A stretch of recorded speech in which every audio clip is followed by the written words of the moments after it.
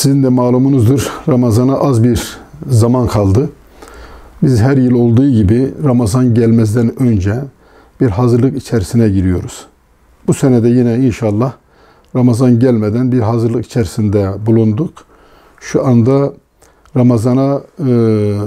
Ramazan içerisinde gıda kolilerini dağıtmak için bir çalışma yürüttük, çalışma yapıyoruz. Allah nasip ederse inşallah Ramazan'ın ilk günden itibaren yine daha önceden tespit etmiş olduğumuz ihtiyaç sahiplerine gıda kolilerimizi dağıtacağız. Biliyorsunuz bu sene ülkemizde çok ciddi manada bir deprem oldu. Halkın mağduriyeti söz konusu. Hala da o depremin yankıları sürüyor. İnsanların birçoğu çadırlarda, birçoğu evlerine giremiyor.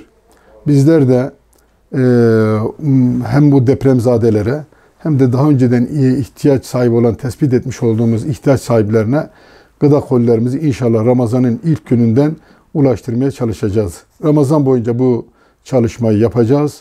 Her yıl Ramazan'dan önce yapmış olduğumuz çalışmalar var. Yıl 12 ay boyunca biz halkımıza, ihtiyaç sahibi ailelere genelde gıdadan ev eşyasına, işte halısından farklı ihtiyaçlara kadar temin etmeye çalışıyoruz.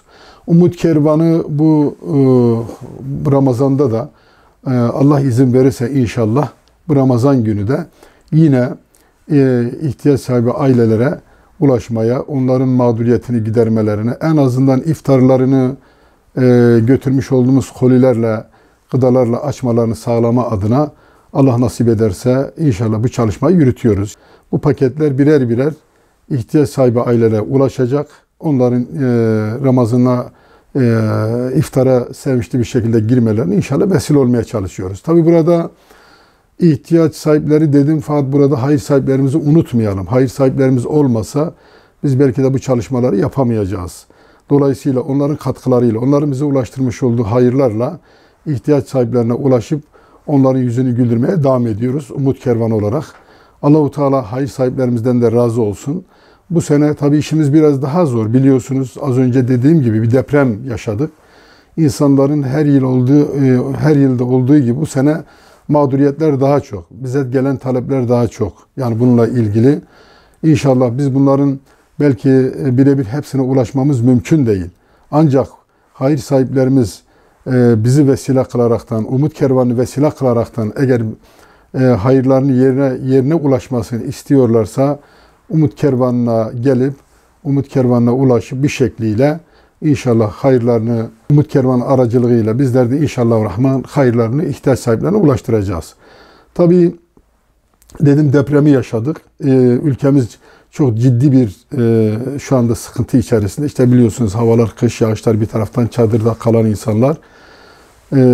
Nasıl ki her yıl Ramazan'da bu çalışmayı yapıyorsak bu sene bunu biraz daha katlayaraktan, biraz daha bir tık daha inşallah bu çalışmayı yine devam ettireceğiz. Allah nasip ederse bu Ramazan'ı da dolu dolu geçirmeye bakacağız. Zaten depremin ilk gününden beri Umut Kervanı olarak sahadayız. Yani hakikaten gittik, deprem bölgelerini gezdik. Kendi şehrimizde gezdik. Baktık hakikaten evet bizim şehrimiz de deprem bölgesidir ama çevre illerimiz bundan çok etkilenen, mesela Maraş, Adıyaman, Hatay hakikaten gezdik. Kendi şehrimizin ilçesi olan Nurdağ ve İslahya, oraları gezdik ve sürekli irtibat halindeyiz. Gidip geliyoruz, bakıyoruz. Oralara yardım ulaştırma, gerek mobil serviste bir takım yemek dağıtımlarımız oldu. Gerekse onların işte hijyenik malzemeden gıdasına kadar, battaniyesinden ısıtıcısına kadar yardımlarımız oldu. Bunu devam ettiriyoruz. İhtiyaç sahipleri bizi arıyor. Benim şu ihtiyacım var, benim bu ihtiyacım var diye. Hakikaten bu sene işimiz biraz daha zor. Çünkü o kadar mağduriyet çok ki bugün durum müsait olan insanlar mağdur duruma düştüler. Belki de evleri yıkıldı, efendime söyleyeyim çadırlarda kalıyorlar. Ellerindeki imkanlar gitti, maddi durumları zayıfladı. Dolayısıyla biz de Umut Kervanı olarak bu insanların tespitinde ve bu insanların yanında olmaya çalışıyoruz. Dolayısıyla yıl 12 ay boyunca yardımlarımız devam ediyor. Hayır sahiplerimizin katkısıyla dedim. İnşallah Rahman bu sene hayır sahiplerimiz burayı daha gözetirlerse Umut Kervanı aracılığıyla biz de bu ihtiyaç sahibi aileleri mağdur etmemeye, onlara ulaşmaya, onlara yardımcı olmaya, destek olmaya devam edeceğiz.